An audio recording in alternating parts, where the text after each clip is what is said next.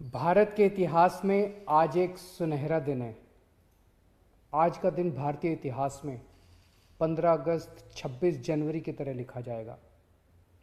आज केंद्र सरकार को किसानों के संघर्ष के आगे झुकना पड़ा और तीनों काले कानून वापस लेने पड़े। आज सिर्फ किसानों की जीत नहीं हुई है, आज जनतंत्र की जीत हुई है। आज किसानों ने सभी सरकारों को बता दिया, जनतंत्र में सरकारों को हमेशा जनता की बात सुननी पड़ेगी। सिर्फ और सिर्फ जनता की मर्जी चलेगी।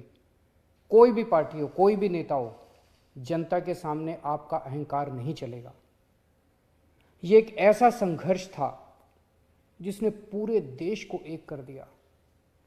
इस लड़ाई में किसानों के साथ साथ मजदूरों, युवाओं, महिलाओं, आड़तियों, दुकानदारों ने सबने हिस्सा लिया।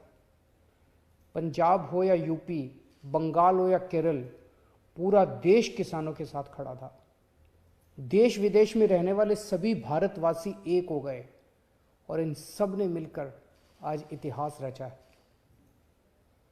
जिन्होंने धर्म जाति से ऊपर उठकर एक साथ सड़क पर तीनों काले कानूनों के खिलाफ ये लड़ाई लड़ी और आखिर में केंद्र सरकार को उनके आगे झुकना पड़ा, इन सभी की आज जीत हुई है।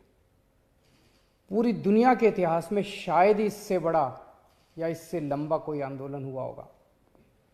इतनी शांतिपूर्वक तरीके से इतने लाखों लोगों ने संघर्ष किया, कड़ी धूप में, ठंड में, बरसात में, पीछे नहीं हटे। इस आंदोलन को तोड़ने के लिए सरकार ने, पूरे सिस्टम ने, एजेंसियों ने, पूरे के पूरे तंत्र ने न जाने क्या क्या कोशिश की। किसानों को आतंकवादी कहा, खालिस्तानी कहा, एंटी नेशनल कहा, सब तरीके से घेर के उनको, उनके हौसले को तोड़ने की कोशिश की गई।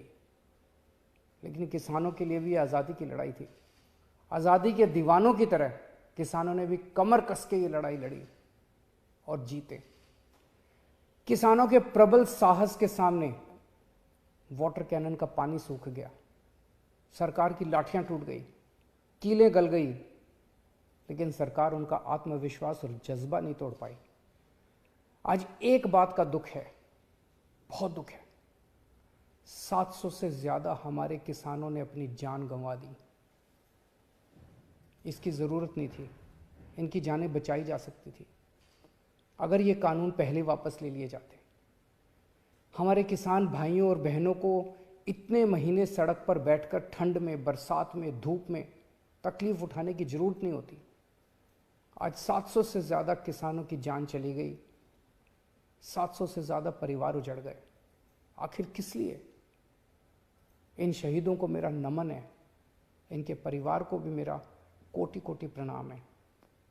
मैं उनकी आत्मा की शांति के लिए वाहेगुरु जी से प्रार्थना करता हूँ, उनके परिवार के सभी कष्ट दूर करें। पर आपकी कुर्बानियों को ये देश कभी नहीं भूलेगा।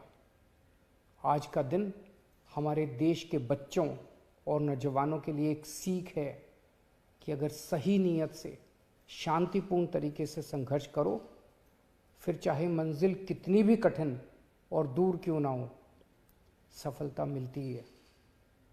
जय हिंद।